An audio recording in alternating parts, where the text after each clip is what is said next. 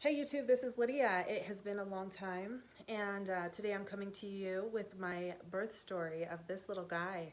This is Emmett. He was born 4 months ago, and if you're interested in learning about our unmedicated birth story, then stay tuned. The way it went down in those final days is that I was being as patient as possible. I wanted an unmedicated birth, and so with that comes a lot of preparation. And I did hypnobirthing. I did a ton of education. I listened to a ton of podcasts. I listened to a ton of birth stories, and I knew that okay, babies, they come when they're ready, and the best thing that I could do was just to maintain a very calm environment, calm body, and just let my body do what it was going to do. But with that said, I'm enormously pregnant, so sore, and just done. So uncomfortable, like in those last few days of pregnancy, like I found it difficult to sleep. It was difficult to walk. Like all I really wanted to do was just like kind of lounge on the couch and put my feet up. And your hormones are kind of like raging. So I was just, emotional. I was emotional. Anyway, so at 40 weeks, I go and there's no progress. So I'm like, great, I'm overdue. 41 weeks, still pregnant. 41 weeks and 1 day goes by and 2 days goes by, and then I just wake up and I'm just in such a funk, and I'm in an angsty funk and emotional and so bummed out that this baby isn't here yet. So I text my midwife and I'm like, we're here. Like I'm at 42 weeks in my next appointment and I am not progressing. Or I had kind of false labor for a long time, so I wasn't like terribly comfortable, and I was just kind of fed up. I really wanted this baby out of me. What I was really getting nervous about was that I did not want to, I didn't want to have to be induced medically, because that would kind of be a contributor to like other interventions. And so I went in and she swept my membranes, checked my cervix, kind of swept it a couple times, and then said, okay, why don't you go, out to eat, hang out with your husband. By now my mom's come in town, and she's been here for like a week and a half, and I don't have a baby. And my husband's taking time off of work and hanging out with me, a lot. And he's working from home, but I still don't have a baby. So for those reasons, I guess it was, contributing to my anxiety a little bit. So she stripped my membranes, and then we end up going to Spicy Korean to eat some dinner. And then she says, come back after, and she will sweep the membranes again. So we did. And then, so I was pretty satisfied that day. Okay, we're doing stuff. I wasn't happy to just not be doing anything and like be 41 weeks plus pregnant, Wake up and there is like no baby, and I'm so like devastated. I was so sad, and I cried to my midwife again. This isn't working. Is he ever gonna come? That kind of thing. She's like, come in again, and this time we'll do a Foley bulb. So I don't know if you guys know what a Foley bulb is. It's like a water balloon that they fill up and put in your cervix. It forces dilation. It's not very comfortable. And I'm like, do what we need to do to get this baby out. And then, we went home, and I go to bed, I wake up, nothing. And it can get you to like a 4, but theoretically, that's kind of the tipping point. You dilate to a 4 or 5, and you're supposed to be in active labor, and I wasn't. So we went back to my midwife, and she sweeps my membranes again. 41 weeks and 4 days.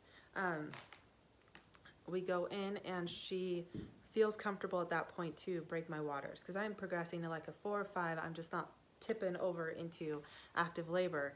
So my water's broken, and I'm sent home in a diaper, leaking out amniotic fluid everywhere. But I'm excited, because what breaking your water does is it commits you to labor at some point, and different care providers feel comfortable with different, time ranges.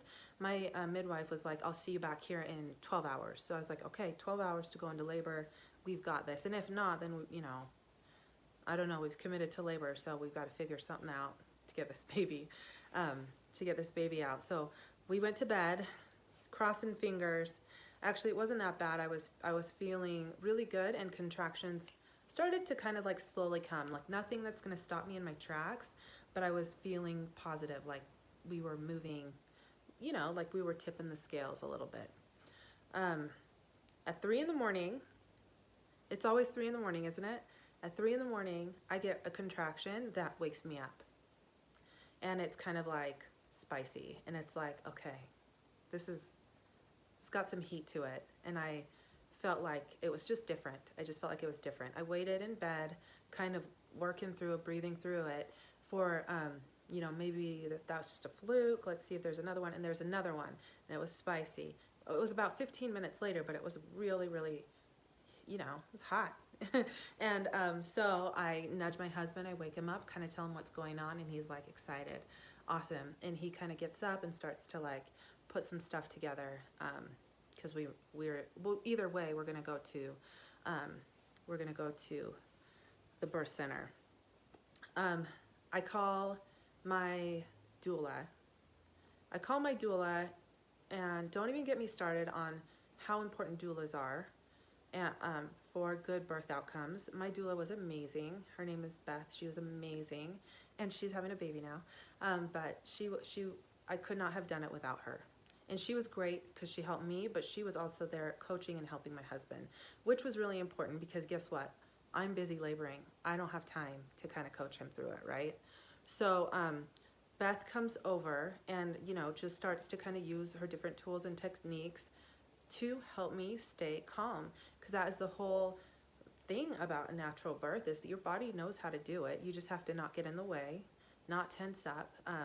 I did some hypnobirthing with my friend Carol, and she talked to me about fear, tension, and pain, that when you just feel calm and relaxed, then your body can do what it can do. But if you feel fearful, then you tense up, and that's what creates kind of the pain. Now, I'm not going to say that this thing was pain-free, because the contractions I had were coming in hot, right? And it's labor, so it's hard work anyway. But I do feel like I definitely benefited from just that mental calm, knowing that this is supposed to happen. And these surges that are getting, you know, faster and faster, contractions that are on top of each other are supposed to happen, and they're bringing me closer to my baby. So I really loved that about the hypnobirthing tracks that I listened to, the book that I read, was that it helped me kind of lean into the process, lean into what was happening. But again, not to say that I did not get, you know, it was difficult. In fact, I did absolutely, and I always say this to my husband, that I feel like I stumbled into my successful unmedicated birth, because if I was in the hospital, I would have had an epidural. I say that with all the confidence in the world, because in the heat of when I was fully dilated, about 9.5, 10, I looked right at my husband, and I didn't know I was fully dilated, but I looked at him and I said, I need to go to the hospital. I can't do this. And I said that to my doula too. I said, I cannot do this. I was sure of it, guys.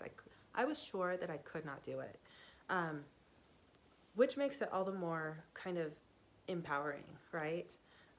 So I looked and I said, I cannot do it. And just like an experienced midwife does, she was kind of doing her stuff. She does a lot of monitoring, and she's really, you know, she's really taking care of all the safety aspects and of the labor and delivery. But she hears me kind of saying this, and she's like, let's just check you really quick.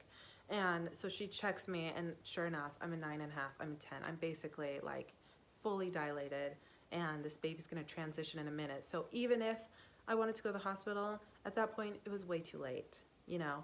And I think that my cry, like, I cannot do this, was more like, it was more of a, like, how much longer? Because if I had known that I was gonna be holding my baby in my arms 45 minutes later, I would have been like, okay, let's do this, you know? But because I didn't know that, I was like, you know, get me out of here.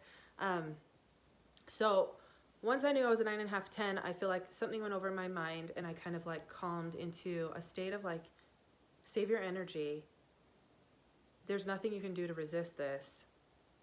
And, you know, let's get this baby out. So they fill up the birth pool. I had thought a water birth, and filled up the birth pool, and I got in it, and it was very relaxing. It was very calming. But my temperature was kind of like, you know, I felt sweaty, and then I felt chills, and I felt, you know, the water just exasperated that for me.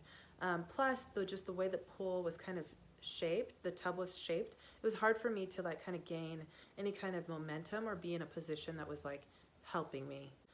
I listened to a podcast. I listened to this woman named Wapio who talked about the quietude, and she talks about how labor is not like, you know, I mean, typically your body will give you a little bit of a break.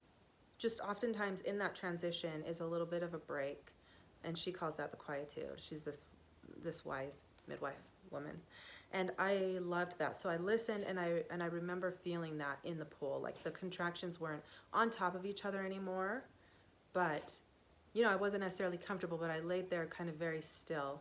I vaguely remember my husband kind of pouring water gently over me, and my midwife was kind of, or my doula was kind of putting a little bit of pressure on my knees, but for the most part I was just resting. Anyway, midwife recommends that I get out of the pool and sit on the birth stool, which was a great idea. So I get out, I kind of fall on all fours. It's really hard for me to have any pressure on my legs at this point. I remember thinking, how am I supposed to get up? I'm just like this whale of a human being. This baby, like, you know, isn't quite out of me, but I feel like it's like almost halfway out, and I'm supposed to be like moving around. Anyway, I back up and I sit on the birthing stool, and my husband sits behind me, so the weight of my body is just fully supported. And so at that point, my midwife is like, well, it's up to you. She doesn't do any directed pushing at all, which I loved, which I didn't want any directed pushing. But she goes, I can see this much of the baby's head, so you could start pushing at any time. Much of the baby, you know, I could kind of, you know, reach in, and I could feel a little bit of my baby's head, and that really lit a fire in me. And I remember being like, oh my gosh, that's his little hair. I could feel his little tiny hairy head. He was born with a lot of hair. And so I started pushing, and I had some really effective pushes, and it was not like 20 minutes later that he was born. And that I could finally hold him. You know, and especially considering that I had miscarried before. I had miscarried at 18 weeks before. And then this baby was just overdue by a couple weeks. It felt like it was forever to get to finally hold this baby. And anyway, so I was just really, really grateful. I think the best thing about being in the birth center, besides my kick-ass midwife and her care, is that we just kind of hung out after, and I, you know, just had this fresh baby on my, you know, bare chest, and I just held him for really several hours. My husband held him, and we just crawled into bed, and the midwife and her staff kind of cleaned up and did all this, all the cleanup. And, you know, when I needed some care, I just passed the baby over.